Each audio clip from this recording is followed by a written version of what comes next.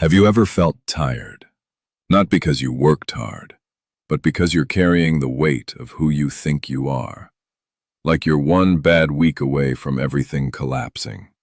Like you're holding it together on the outside, but inside, you're one unpaid bill, one rejection email, one awkward silence away from breaking. What if I told you this story starts with $7? 7, not 7,000, not 70. $7 in a pocket. That's it. And here's the part that stings. It's not really about the money. It's about what that number represents. Because when you're down to your last $7, it's not your wallet that feels empty. It's you. You start questioning everything. Your decisions, your ambition, your worth. You look at your bank account, and somehow it feels like a reflection of your identity. And maybe you've never had exactly $7. But you've had that moment, that quiet, heavy realization.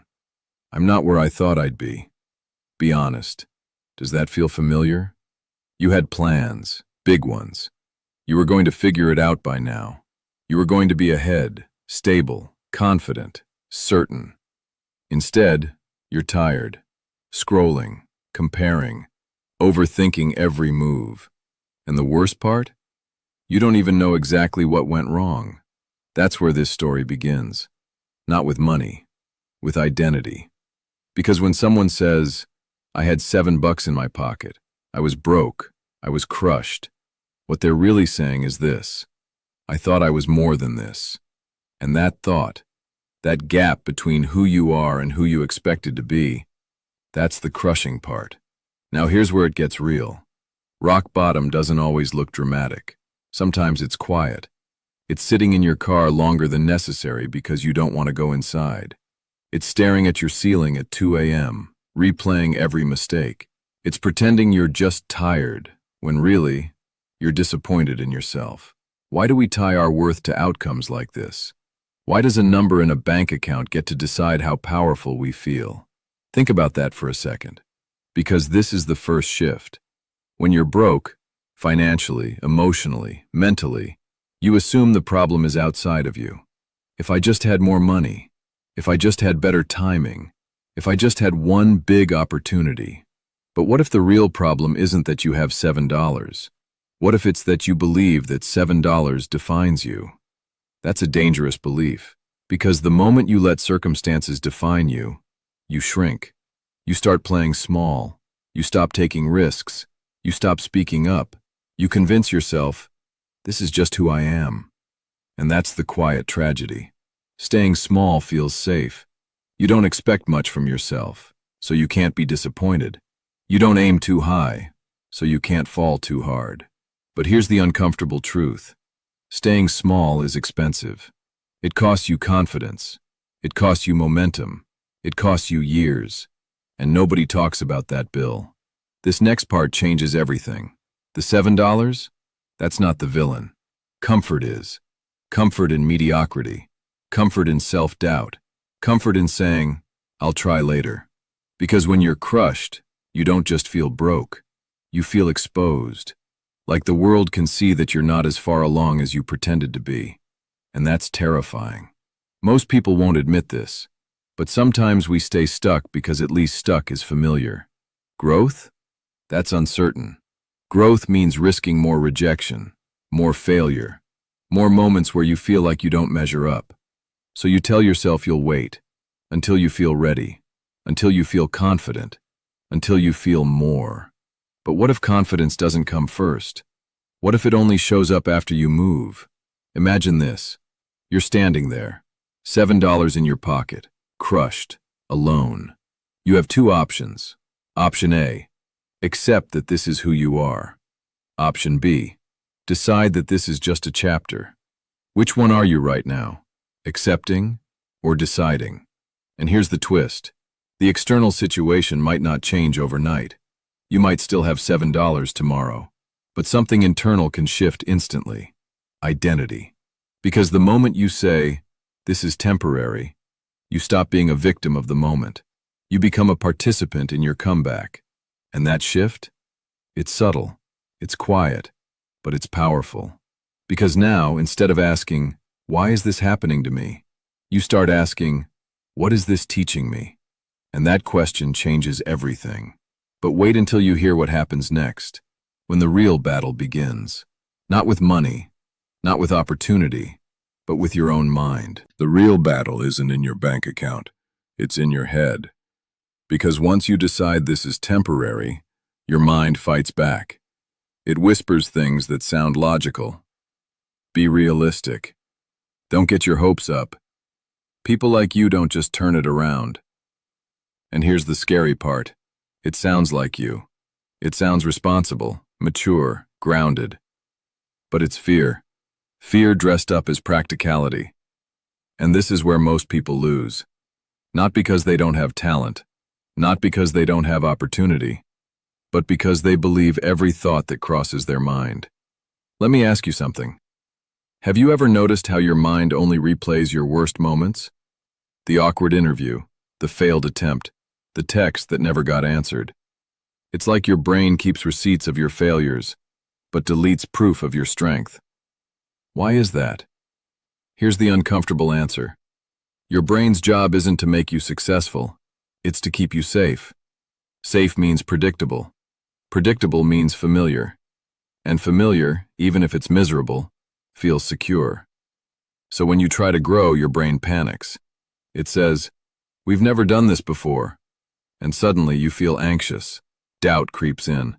You start procrastinating, not because you're lazy, but because you're protecting yourself. Now here's the part nobody tells you. Procrastination isn't about time management. It's about emotional management. You avoid the thing not because it's hard, but because it might confirm your worst fear. What if I try, and I still fail? That fear is heavy, and if you felt it, you know exactly what I mean. I used to think I was just undisciplined when I avoided big moves, but the truth? I was scared to see what would happen if I gave it everything, and it wasn't enough. Maybe that's you too. Maybe you're not stuck because you're incapable. Maybe you're stuck because you care too much, and failing would hurt too deeply. Sit with that for a second, because this is where the story shifts again. $7 in your pocket isn't humiliation. It's information. It's feedback. It's a mirror. It shows you where you are, not who you are. And once you separate those two things, power comes back. Here's a strange thought. What if being broke is one of the most clarifying experiences you can have? When everything's stripped away, you see what actually matters. Your habits, your circle, your excuses, your discipline. It's uncomfortable, but it's honest. And honesty is where rebuilding starts. But here's where it gets real. Clarity alone doesn't change you. Action does. Small, uncomfortable daily action. Not dramatic moves, not overnight transformations. Tiny shifts. Waking up 30 minutes earlier. Applying even when you feel underqualified. Studying when you'd rather scroll. Having the hard conversation. These things don't feel heroic.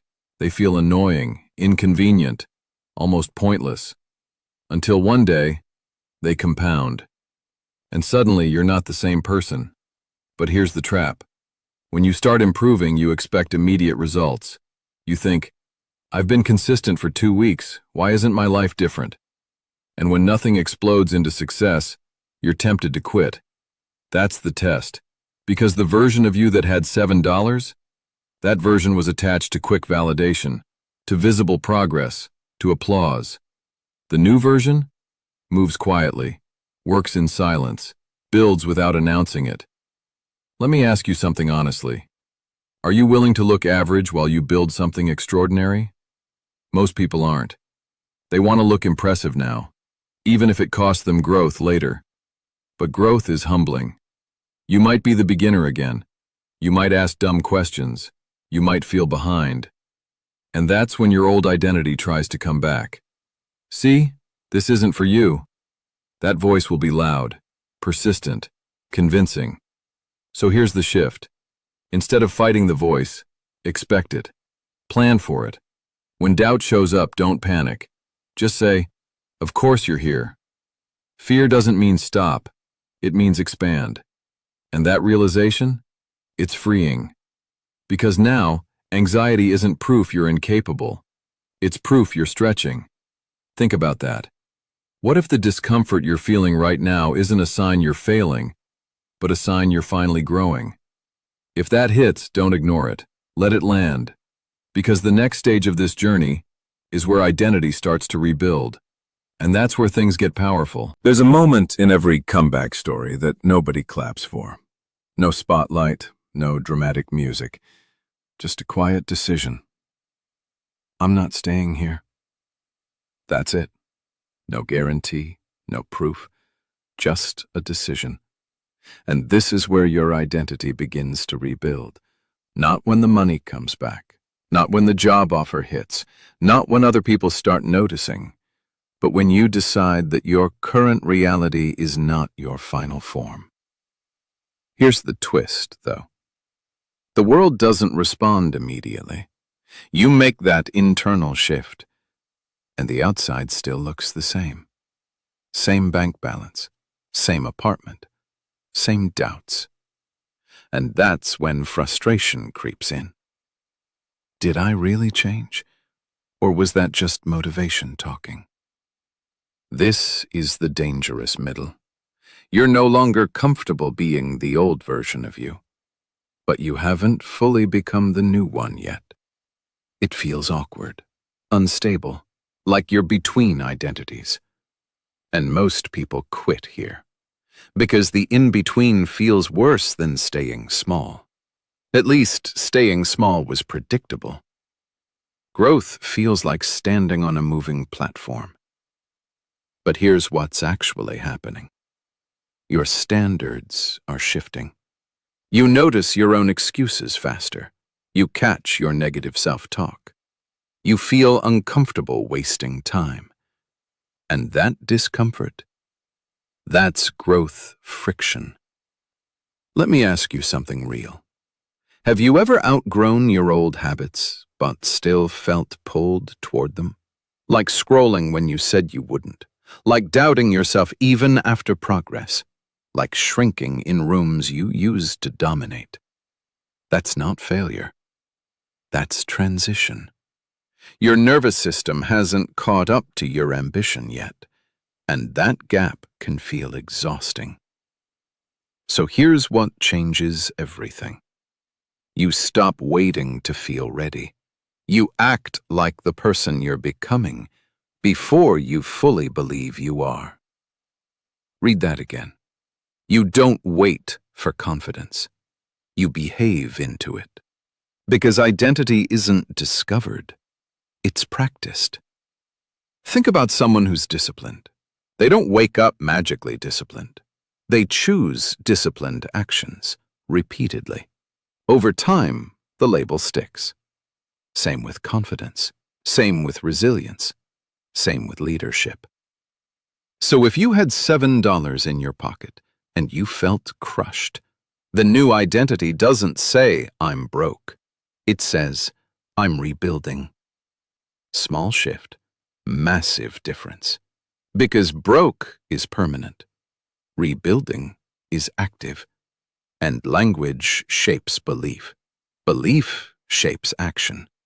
Action shapes results. Now here's where it gets real. When you start acting like the future version of you, people might not understand. They might tease you, question you, doubt you.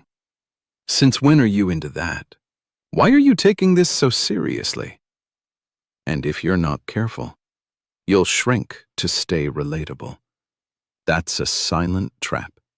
Outgrowing your old environment can feel lonely. But staying the same to make others comfortable? That's expensive. And here's a hard question. Are you trying to evolve, or are you trying to be approved? Be honest. Because you can't chase both at the same intensity. There's a point where you realize you don't need everyone to get it. You just need to get it. That's maturity. And it's quiet. No announcement, no speech. Just alignment. Your habits start matching your goals. Your words match your actions. Your calendar reflects your priorities. And slowly, momentum builds. It won't be dramatic at first. It'll be subtle. A little more money saved, a little more clarity, a little less panic. You'll notice something surprising. You're calmer, not because everything is perfect, but because you trust yourself more. That's the real wealth. Self-trust.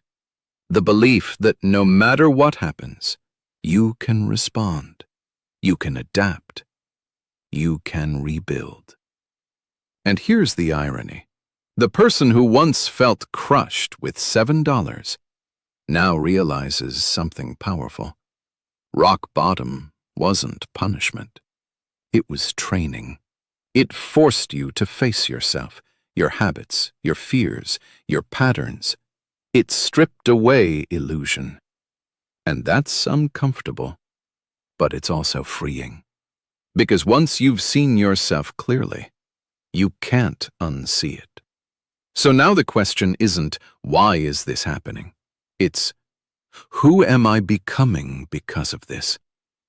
And that question, that's where control lives. But wait, there's one final shift that turns this from survival into power. Here's the final shift. You stop seeing struggle as evidence that you're behind and start seeing it as proof that you're in motion. That changes everything. Because when you had $7 in your pocket, you thought the pain meant you were failing. Now you understand, it meant you were waking up. There's a huge difference. Most people sleepwalk through their own lives, comfortable enough, distracted enough, numb enough. But when you hit a wall, financially, emotionally, mentally, you can't sleep anymore. You're forced to confront yourself, and that confrontation feels like being crushed. But it's actually clarity breaking through. Think about it.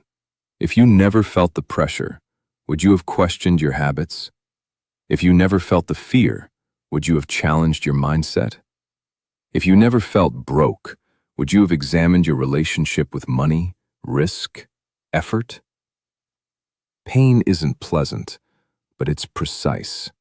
It points directly at what needs attention. And here's where your power locks in. You stop asking, why is this happening to me? And you start asking, what is this trying to teach me? That question turns chaos into curriculum. Every setback becomes data. Every rejection becomes direction. Every slow month becomes strategy refinement. That doesn't mean it stops hurting. It just means the hurt has purpose, and purpose makes pain bearable. Now let me ask you something quietly.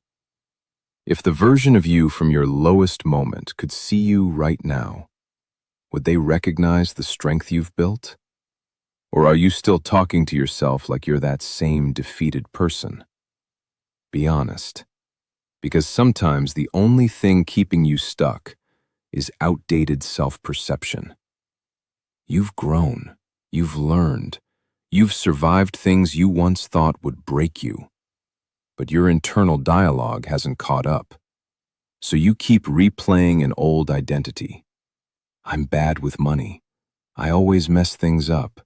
I never follow through. Are those facts?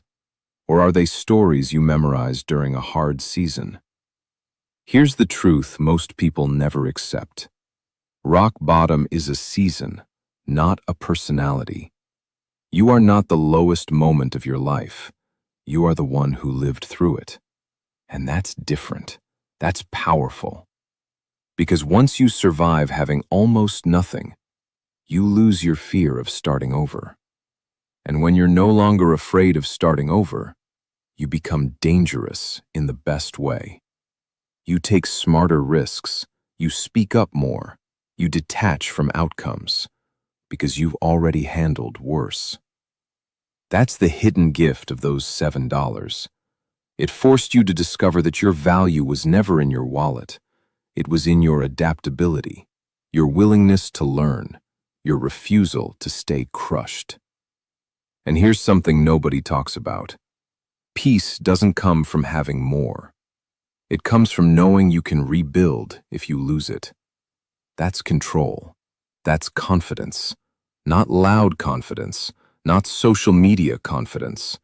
Quiet, grounded certainty.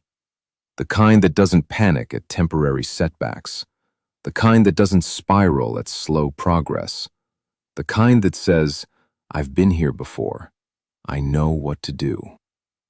And maybe you're not exactly where you want to be yet. That's okay. Growth isn't a straight line. It's messy, it's non-linear, it doubles back sometimes. But you're not that person with $7 anymore, even if your bank account hasn't fully caught up. Because internally, you see differently, you think differently, you respond differently. And that's where every real comeback begins. Not with money, not with applause, with identity. So here's the takeaway. Being broke didn't break you. Feeling crushed didn't crush you. It introduced you to a stronger version of yourself. One that doesn't wait for rescue. One that doesn't collapse under pressure. One that understands that setbacks are setups. Life is too short to stay stuck in a chapter that was meant to transform you. So if this story felt uncomfortably familiar, if parts of it sounded like your own inner dialogue, maybe that's not coincidence. Maybe it's recognition. And if you're in that rebuilding phase right now, stay with it. Don't rush the middle. Don't shrink back to comfort. Don't trade long-term growth for short-term validation. You're closer than you think. Not to perfection, but to alignment. And once you're aligned, momentum becomes natural. If this hit home, don't just scroll. Stay in rooms that remind you who you're becoming. Subscribe and keep choosing the version of you that rebuilds instead of retreats.